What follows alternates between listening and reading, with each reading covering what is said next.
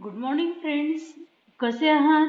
आणि माझा नेहमीचा आपुलकीचा प्रश्न, अभ्यास करतायत ना विद्यार्थ्यांनो? आज आपण जो मागे 1.2 अँड्रॅक्युलस अँड द लायन हा आपण लेसन शिकलेलो होतो.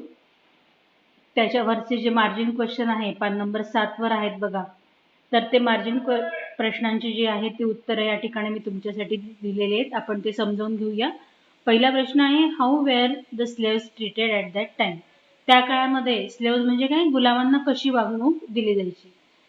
आता याचं उत्तर तुम्हाला त्या पॅसेजमधूनच शोधायचं, पण लिहिताना कसं लिहायचं? The slaves were forced to work for their master. They had to do what their masters told them. They had no freedom, no right. त्या काळामध्ये गुलामांना कोणत्याही प्रकारचं स्वातंत्र्य नव्हतं. फ्रीडम म्हणजे काय, स्वातंत्र्य नव्हतं, आणि कोणत्याच प्रकारचे त्यांना हक्क आणि अधिकार पण नव्हते. दुसरा प्रश्न त्याच पानावर आहे विद्यार्थ्यांनो, पान नंबर 7 वर. Where did Androclus seek shelter after his escape. आणि मग त्याने तिथून ठरवलं की आपल्याला या मालकापासून पळून जायचं, आणि मग तो कुठे गेला? जंगलामध्ये गेला. शेल्टर म्हणजे काय, आश्रय घेणे. तिसरा प्रश्न, what did the lion seems to tell Androclus. आणि जंगलामध्ये गेल्यानंतर त्याची गाठभेट कोणाशी झाली? अँड्रॅक्युलसची, लायन्सची. आणि अँड्रॅक्युलस जो होता त्याला तो लायन काय सांगू इच्छित होता? The lion seems to tell Androclus to help him, की त्याला मदत कर म्हणून. Why was the lion in pain. त्याला वेदना का होत होत्या? Because the lion's paw wounded, sore and swollen. Androclus noticed that a big thorn had pierced one of the lion's toes.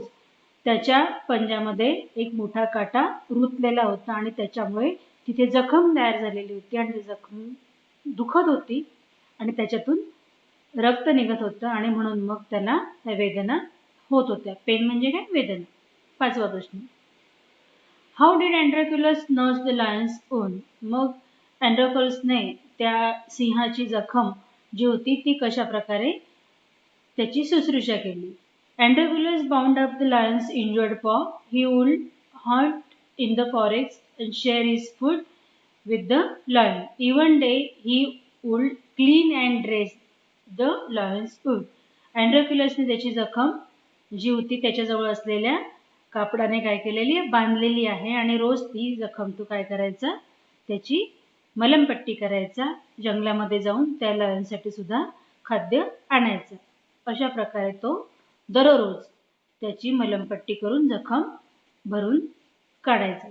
Wear did the soldiers put Androclus and the lion after their capture. आता सैनिकांना पाठवलं होतं राजाने जंगलामध्ये त्याला शोधून काढायला. सैनिकांनी शोधून काढलं, आणि शोधून काढल्यानंतर त्यांनी त्याला कुठे आणलं? शहरात आणलं. द सोल्जर टूक them to the city. They put Androclus in the chains in prison. त्याला साखळदंडांनी बांधलं आणि जंगलात ठेवलं. The lion was caged. आणि सिंहाला कुठे ठेवलं? पिंजऱ्यामध्ये ठेवलं. What did Androclus feel after he was brought to the arena? He felt weak and dismayed. He was certain that this was the last day of his life.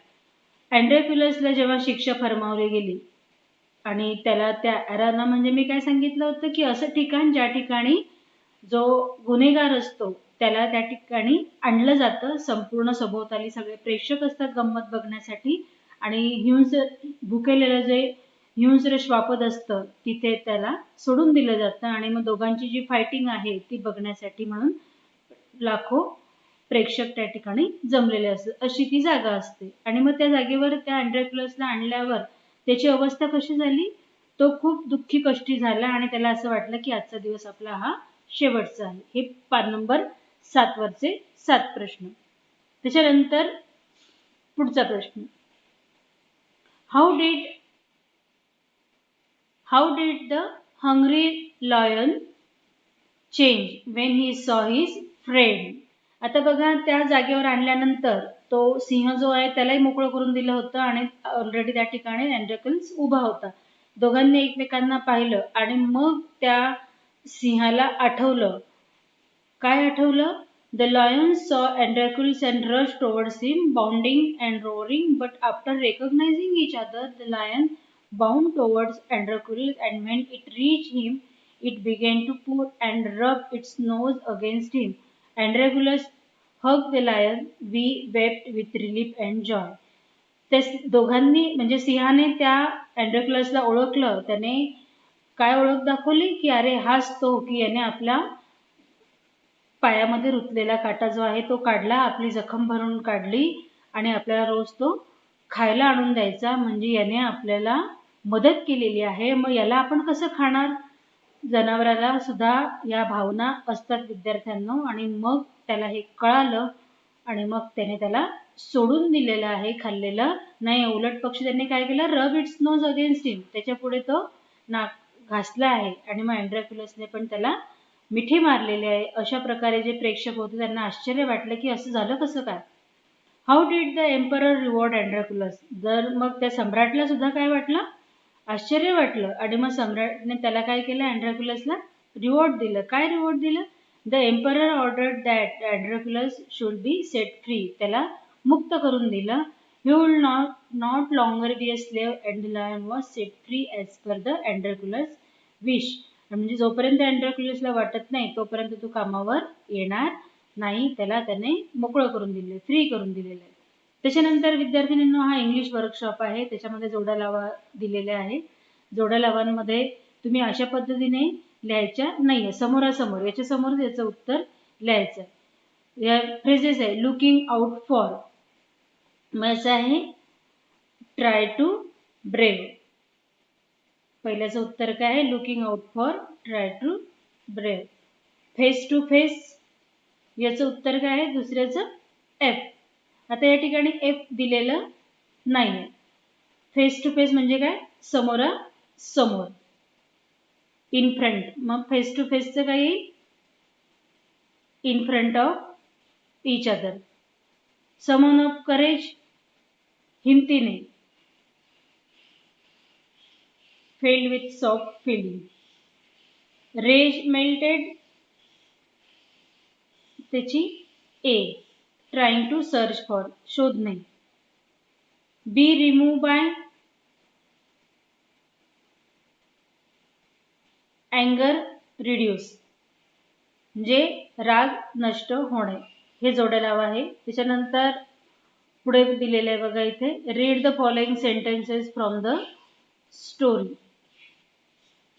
एका फ्रेजला वेगवेगळे अर्थ दिलेले आहेत. ते तुम्ही पहिली फ्रेज काय? Bounded by law. दुसरं आहे the kind man bounded up the lion's injured paw. The lion bounded towards Androclus again. The word bounded carries 3 different meaning in each of the sentence. या तिघ वाक्यांमध्ये बाउंडेड चा अर्थ जो आहे तो वेगवेगळा आहे. तर पहिला जो आहे, पहिल्या वाक्यामधला अर्थ काय होतो? Bounded by law. Rush forward आहे की फोर्स टू फॉलो आहे की टाईड अप आहे? तर मग पहिल्या फ्रेजचा अर्थ काय आहे? Force to follow. Bounded by law, force to follow म्हणजे जबरदस्तीने आपल्याला ते अंमलात आणावंच लागतं. म्हणून बाउंडेड बाय लॉ या पहिल्याचा अर्थ काय आहे? B. Put the correct letter A B C in the box according to the proper meaning. तुम्हाला काय करायचंय? मग त्याच्या पुढे ऑप्शन्स दिलेले आहे ए, बी आणि सी. तर पहिल्या जी फ्रेज आहे बाउंडेड बायचा अर्थ काय होतो? बी. म्हणून मग पहिल्याचं उत्तर काय? Force to follow. कंपल्सरी आपल्याला ते आत्मसात आणायचं आहे. Now translate each of the 3 sentence A B C in your medium of learning. आता आपण मराठी माध्यमाचे विद्यार्थी आहोत म्हणून मग पहिले हे जे 3 वाक्य आहे या 3 वाक्यांचं काय करायचंय? मराठीमध्ये अर्थ लिहायचे. पहिल्याचा अर्थ काय होतो? मालकाच्या आज्ञेचे पालन करण्यासाठी ते कायद्याने बांधील होते. दुसऱ्याचा अर्थ काय आहे दुसऱ्या वाक्याचा? दुसऱ्या वाक्याचा अर्थ आहे त्या दयाळू माणसाने सिंहाच्या पंजाला झालेली जखम बांधली. तिसऱ्याचा आहे तो सिंह पुन्हा अँड्रोक्लसच्या दिशेने चाल करून गेला. आता या लेसन मध्ये आलेले अँटोनिमस म्हणजेच काय? विरुद्धार्थी शब्द. काइंडच्या ऑपोजिट क्रुएल, पुअरच्या ऑपोजिट रिच, स्लेव्हच्या opposite master, high low, punishment reward, unbound bound, tender tough, happy unhappy. आता या ठिकाणी पुढचा जो प्रश्न आहे B, find from the story 5 words that describe the sound made by lion. सिंहाच्या संदर्भामध्ये या ठिकाणी वर्णन करण्यात आलेले ज्याच्यातून साऊंड अर्थ निष्पन्न होतो असे शब्द कोणते, तर आलेला आहे मोनॅड, विम्पर्ड, रोअर्ड, ग्रोवर्ड आणि पर. पुढचं जो आहे वर्कशॉप तिसरा प्रश्न, write the reaction that followed each of the action given below. हे बघा इथे किती दिलेले आहे, ABCD F पर्यंत दिले. पहिले आहे अँड्रॅक्युलस did not like his cruel master so. तुम्हाला काय लिहायची, रिॲक्शन लिहायची. ठीक आहे. He escape from the clutches of his cruel master at the first chance he got. दुसरा आहे the lion look at Androclus patiently. So Androclus paused and moved very cautiously towards the lion. Androclus bandaged the lion's injured paw, so the lion licked his arm as if to show gratitude. A hungry, furious lion was released into the arena. So Androclus was filled with fear, but he put a brave front. The lion reached Androclus. It began to rub its nose against him. The emperor asked Androclus what other reward he would like. So Androclus replied that he did not want anything for himself, but he wanted the lion to be set free too. तर अशा प्रकारे विद्यार्थ्यांनो काय करायचंय, write the reaction that followed each of the action given below. म्हणजे ही काय दिलेली आहे, ॲक्शन दिलेली आहे. हे पहिलं काय आहे, अँड्रॅक्युलस did not like his cruel master. मग त्याची रिॲक्शन काय होती, ही रिॲक्शन आहे. आलं लक्षात, ॲक्शन आणि रिॲक्शन. ॲक्शन आणि त्यालाच इक्विव्हॅलंट मॅच होणारी रिॲक्शन तुम्ही लिहायची. या ठिकाणी किती आहे, 1 2 3 4 5 आणि 6. पुढचा आहे write in your own words 3-4 sentences about each of the following. तुमच्या मनाने लिहायचं आहे विद्यार्थ्यांना. आता पहिलं काय दिलंय, the condition of slaves in ancient Rome. आता ही जी परिस्थिती होती, ही घटना जी आहे ही घडलेली कुठे आहे, गोष्टीमध्ये रोममध्ये घडलेली आहे. तर तुम्हाला त्याच्यावर 3 ते 4 ओळी लिहायच्या. तुम्ही तुमच्या भाषेमध्ये लिहिलं तरी पण, भाषेमध्ये म्हणजे तुमच्या इन ओन युअर सेंटेन्स. तुमच्या माहितीसाठी म्हणून मी इथे 4-5 ओळी दाखवल्या आहेत. The slaves were forced to work for their master. They had to do what their masters told them.